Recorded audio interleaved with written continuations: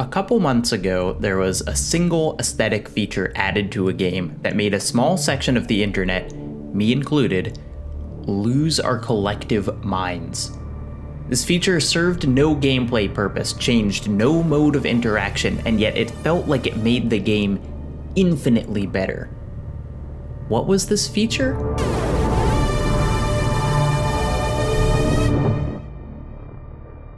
What the hell is a liquid shader? I don't know. It's a game tech term. It means giving the appearance of liquid inside something, I think, but to be honest, the tech isn't important. What matters here is that a little while ago,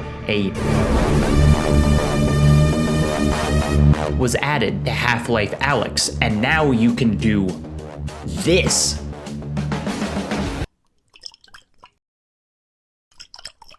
Woo! Quite thrilling. Why do I care about this so much? Why do people care about this so much? There are a couple reasons. First, liquid in games is notoriously difficult to get right.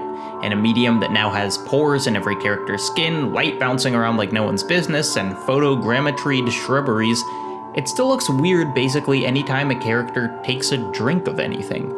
Liquid in a glass, even in a cutscene, always just looks kinda funky.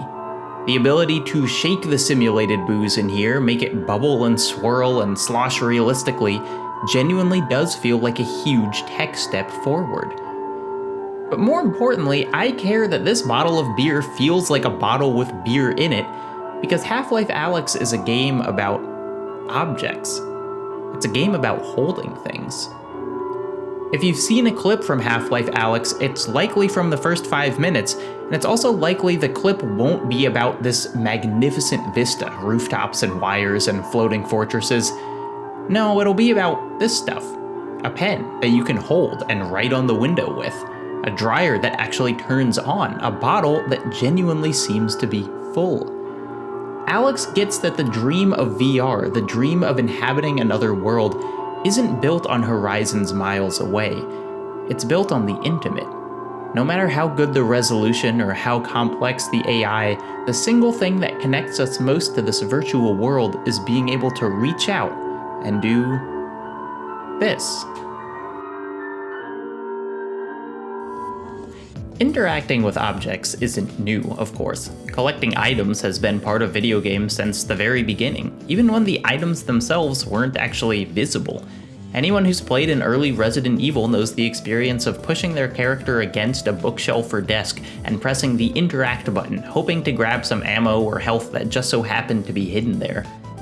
Many early VR games were also simply about the fun of messing with stuff. Alchemy's Job Simulator offered all the thrill of sitting in a cubicle, opening drawers, and throwing staplers around. Oculus offers its First Contact experience, which is basically a trailer where you can hold stuff and throw it. Even Valve, who developed Alyx, tested the waters with The Lab, which is essentially a bunch of rooms where you can hold stuff and throw it. This might sound like I'm being dismissive, but I love these things. Every time I show someone VR, I boot up this little demo where they can just mess with everything. It is the most uncanny feeling. For the first time playing a game, it feels like you can actually touch something. And what Alyx does is pairs that incredible there-ness of VR, the complete disappearance of the fourth wall, with another genre of games about stuff. The exploratory walking simulator, best exemplified by Fulbright's Gone Home. In Gone Home, stuff is the whole thing. Sure, it's a story about a family and their relationships with each other, but really it's about their objects. Matchbooks and cassette tapes and picture frames. Gone Home is a beautiful meditation on the importance imparted onto our possessions, but I have to admit that it still has that layer of video gamey, abstracted interaction over it all. Pushing a button to lift something, twisting a joystick to turn it, it all feels kind of removed. And in Alyx, this might seem superficial. Whether I pick a note up with a button or my fingers doesn't change the writing scrawled on it. But when a game's story is built through how you perceive and interact with objects, it is a night and day difference. It matters that I have to open this cabinet, reach inside, and pick up the thing. Of course I've done this a million times in real life. What I found so magnetic about this experience though is in context of VR and in context of Alyx's setting, a new importance is placed on every little item. Every object matters, and the bottles have liquid in them now, and that makes them feel just a little more genuine, and that is everything.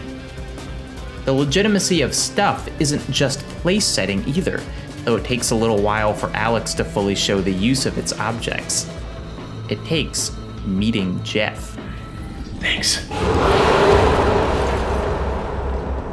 What the hell was that? Oh, that's Jeff. Jeff? Oh, don't worry. You can't see. Here's just fine, though. Got an ear like Mozart. Jeff is the game's standout level, and it takes place perfectly enough in a vodka distillery. As if being able to juggle realistically filled bottles wasn't enough, Alyx puts you in a warehouse positively stuffed with them, and then makes your life dependent on each and every handle. Jeff is a big old beefy gentleman, a pissed off hunk with not much in the way of vision, but some truly excellent ears to make up for it. Jeff has the uncanny ability to stand just where you need to go, but you can distract him. How?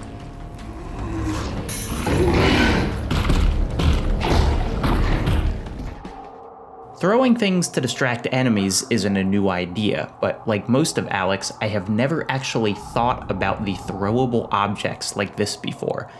In, say, The Last of Us, you press a button to pick up a bottle, hold another button to calculate its throwing trajectory, and toss it with perfect precision to distract a zombie pal. In Alyx, I have to actually hold it with my shaky, dumb human hands, actually throw it with my arms that never made it to the third year of Little League. The room for imperfection here makes it all the more engrossing. I actually had the incredible horror movie moment of grabbing one bottle, inadvertently knocking another one off the shelf, and catching it just before it hit the ground. There's another beat of this scene where you have to trace a wire through the walls, and suddenly all the bottles are lethal traps. I've been joyfully flinging stuff across the room the whole game, but now each one needs to be gently picked up and placed down again, trying all the while to not make enough sound to alert Jeff. Oh, did I mention that you literally need to cover your mouth in real life while you walk past him in order to not alert him to your presence? Yeah, you need to do that too.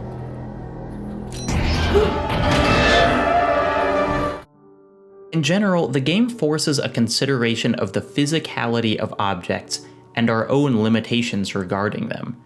We're pretty used to the magic backpack of video games. Joel can hold a rifle, a flamethrower, 3 pistols, a brick, several pairs of scissors, etc.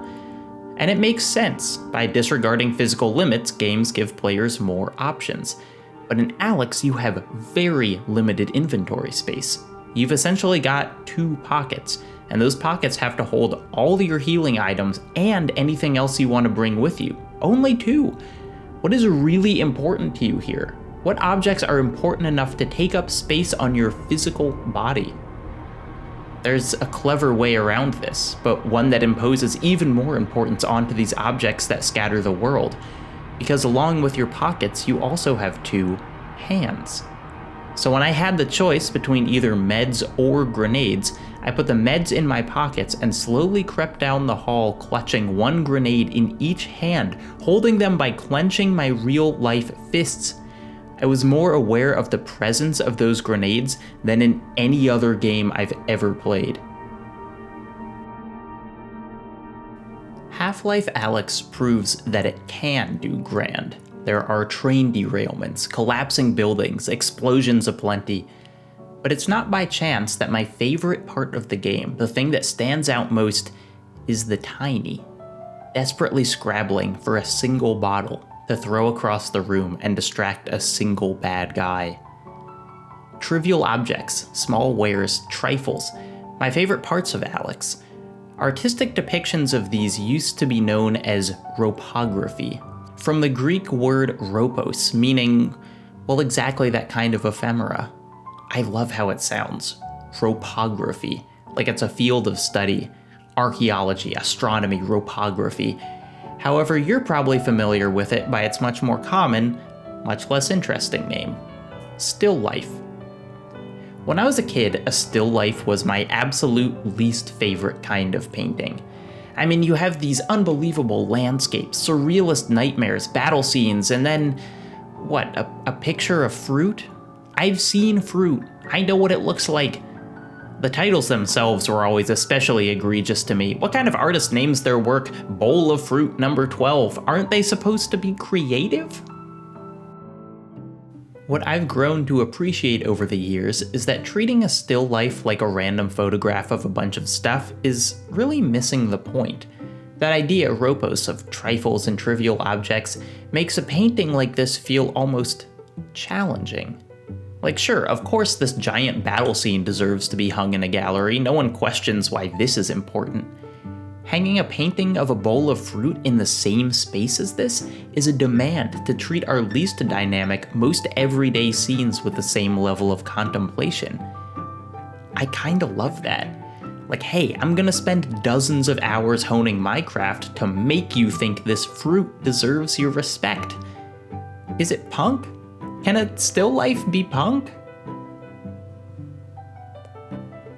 Anyway, what's really fascinating about a still life is, and this is a concept you gamers out there will already be familiar with, is that the selection of objects included is super important to the overall vibe of the painting. Not all food is created equal. Compare Jan David's table, with its overturned silver and casually discarded edible luxuries, to Juan Sanchez Cotan's incredibly sparse pieces, food unprepared and strung up almost clinically. There's a huge difference in tone and style and intention. It might feel like Baby's first art analysis, but why does this one say excess while this one doesn't? What is the artist indicating by choosing these objects?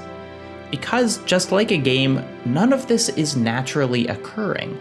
No one is stumbling upon a table like this and spontaneously whipping out an easel. No matter how simple, this is an artist creating a visual narrative and asking us to consider it.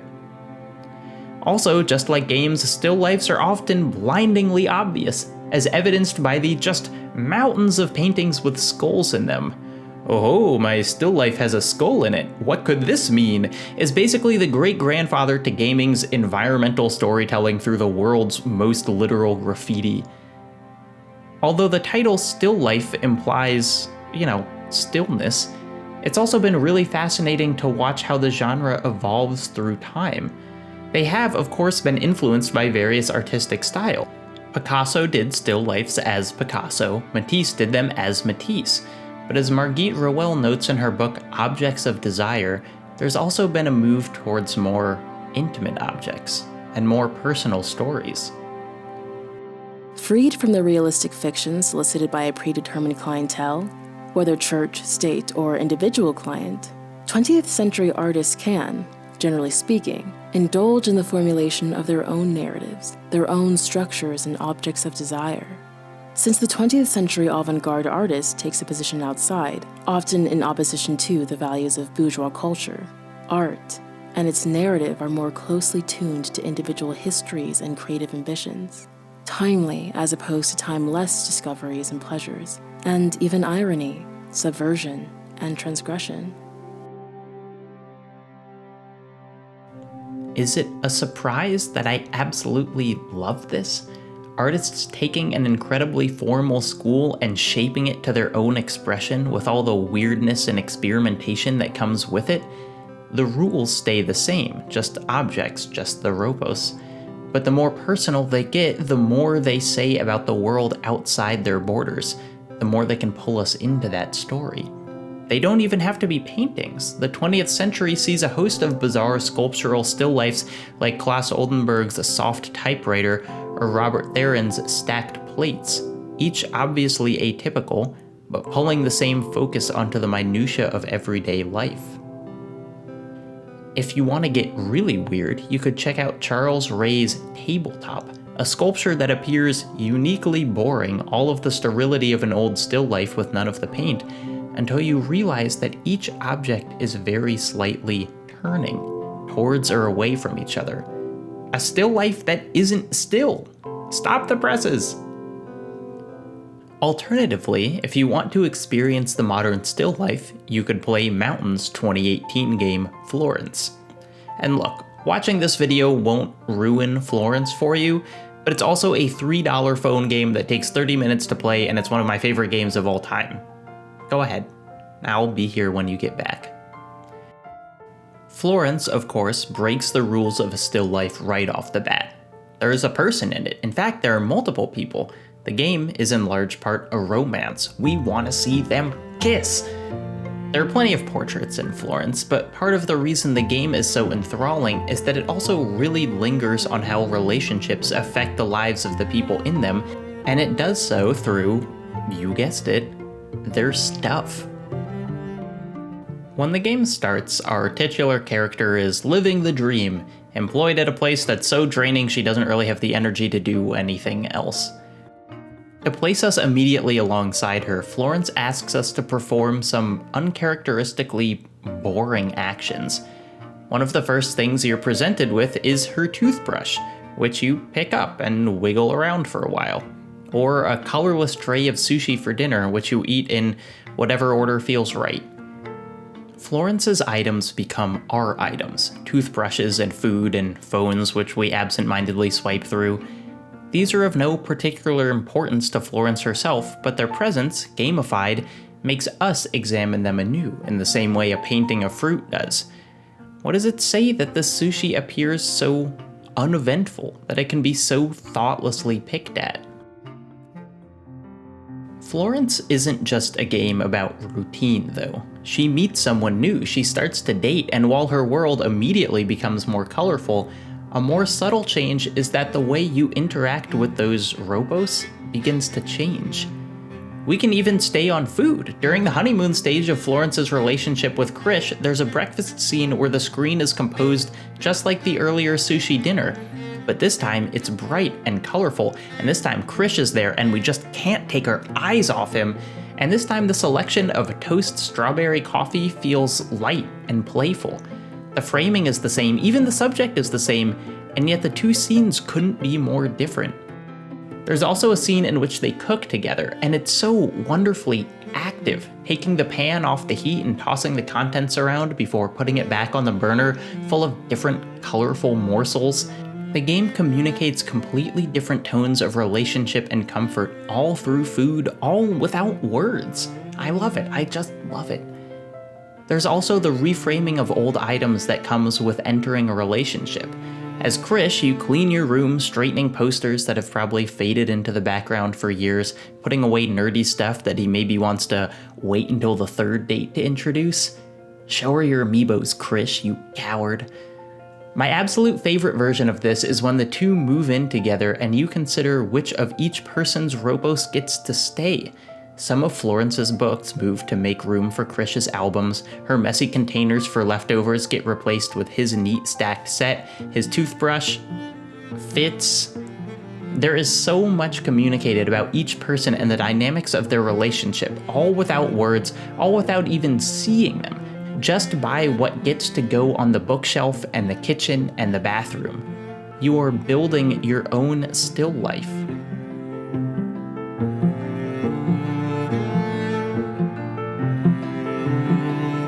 Some of my favorite paintings in the genre come from Paul Cézanne, who made... Look, he painted food, tables of food. You swing a stick in a Cézanne gallery, you're gonna hit a bowl of apples. But I think we've already made clear that the literal content of a still life is far from the whole story. Cézanne has this style that sits somewhere between Impressionism and Realism, where his scenes are well defined, with every crease of a tablecloth and shine of a bottle intentionally rendered, while still having a sort of warm fuzziness to them. His paintings are a little altered, a little skewed. It sometimes feels like you're looking at multiple sides of something at the same time. And yet I find them incredibly comforting. Something I'd never thought about before playing Florence is the way the format you're playing a game in changes your relationship with it. Most things I play on my TV or computer, both fairly straightforward experiences, but Florence is a phone game. and I played it curled up on my couch, and the closeness of that experience, the lack of space between me and the game, made it feel much more personal than I was expecting. There was no room for the message to get distracted, nothing to divert my attention. It felt unbelievably intimate. Florence eschews so many of the things I thought I needed from a game, self-imposes such restrictive boundaries around its form, and somehow becomes more personal because of it, not less. Much of Florence plays out like a saison, small and warm and comforting, but then it doesn't. When things start falling apart, you revisit those same scenes from before in a radically different context.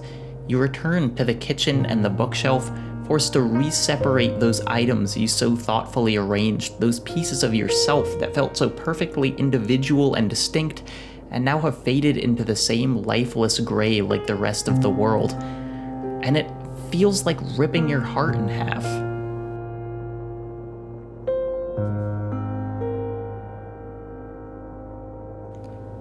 The still life has been changing ever since its creation. There has never been a perfect version, not one model that everything else has broken from. But this isn't a rebellion, it's not a dismissal of earlier form. Instead, as Rowell notes, artists are growing from those who came before them, in reaction to the new world they inhabit. What may be initially perceived in the more contemporary interpretations of the genre as radical subversion and destruction of earlier traditions is in fact a progressive development of new metaphors corresponding to the ideologies of the modern world. Art and the way we frame it is inextricably linked to the world we live in. Not even a bowl of fruit is truly removed from the context of its creation. And so I think it's not just fun, but really valuable to take a minute to examine the role that the most trivial of objects play in the works we connect with. Appreciate the million technical milestones that came together to deliver the experience of Alyx's Jeff. Marvel at how Florence draws upon her lifetime of living with people and living with stuff to create an emotional wrecking ball using a kitchen cabinet and a couple images of food. Rhopography, a depiction of a subject matter considered insignificant or trivial, often referred to as a still life.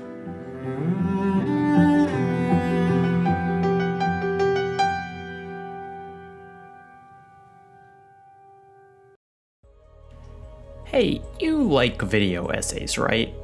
I mean, you just finished one, so unless this was a total spite watch for you, I'm assuming the answer is yes. Well then I'm sure you know about Nebula already, right? You know, the platform made by and for people making the highest quality video essays available. I'm sure I don't even need to tell you that everyone from Super Bunny Hop to Adam Neely to Sarah Z is on there, always without ads, sometimes even with exclusive content. We've all heard about how Nebula is a better, healthier way to support creators than being here on this heap of algorithms. But that's not enough, huh? You want a second dessert? Well, cool, because this video's sponsor, CuriosityStream, is going to do just that. Not only does CuriosityStream offer thousands of documentaries and other nonfiction titles, but when you sign up at curiositystream.com/Jacob Geller, you'll also get a free year of Nebula. 2 great services for less than $20 a year. In this video, I talked a lot about how still lifes have grown and evolved over time.